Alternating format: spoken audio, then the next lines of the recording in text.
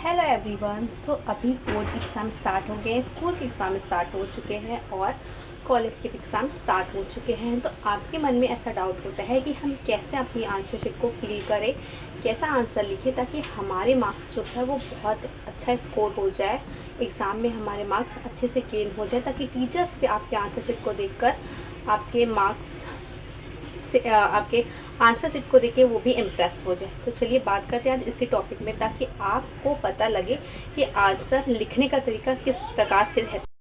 अगर आपको किसी क्वेश्चन का आंसर आ रहा है तो इसका मतलब ये नहीं है कि आपको उस क्वेश्चन को बहुत ज़्यादा समय देना। आपको जितने मार्क्स के पूछे जा रहे हैं आपको उतने मार्क्स के ही टू द पॉइंट आंसर लिखना है। ये नहीं कि मुझे ये आ रहा है तो आप उसी में अपना ज़्यादा समय टाइम वेस्ट करें, ऐसा बिल्कुल भी ना करना। इसे अवॉइड करना।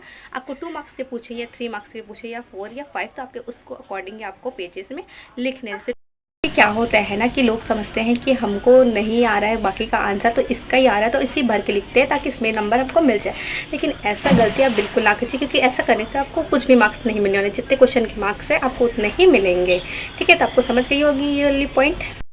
सेकेंड बात ये है कि आपको जिस क्वेश्चन का भी आंसर लिखना है उसको आप पैराग्राफ फॉर्म में लिखें, ना कि पूरा एक बड़ा बड़ा सा सीधा सीधा लिखना है ना। हर एक चीज़ का आप पैराग्राफ बना के लिखिएगा। छोटे छोटे पैराग्राफ में अच्छे से लिखेंगे, साफ साफ लिखेंगे, तो आपको इससे बहुत ही अच्छा रिजल्ट देखने को मिलेगा कि टीचर्स बहुत ज़्यादा इंप्रेस होते हैं पैराग्राफ फॉर्म में लिखने से।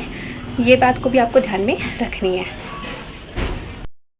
थर्ड है कि आप किसी भी क्वेश्चन का आंसर लिख रहे हैं तो आपको पॉइंट्स याद होने चाहिए कि इस पॉइंट्स पे आपको इसमें डील भी करना है। सिर्फ पॉइंट्स उतार के आपको नहीं आने हैं। पॉइंट्स अगर आप लिखते हैं किसी क्वेश्चन के आंसर में तो आपको उसका डील भी करना है। डील करेंगे, भले आप 2-2 लाइन का डील करिए, लेकिन आप डील ज़रूर कीजिएगा, क्योंकि अगर आप डील करते हैं तो टीचर्स को समझ में आता है कि हाँ इनको पता है, लिखे हैं, वो अच्छे से तैयारी करके है, तो उसमें उनको ना नंबर देने में कोई भी दिक्कत नहीं होता। तो आपको डील करना ही है पॉइंट को।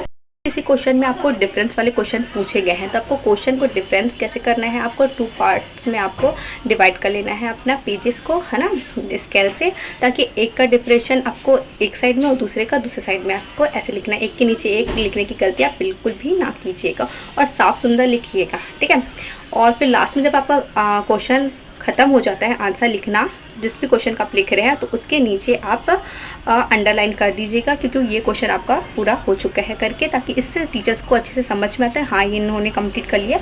अब नीचे से आपका सेकंड क्वेश्चन या आंसर स्टार्ट हो रहा है। ठीक है, इस बात की भी आपको ध्यान रखने की ज़रूरत है।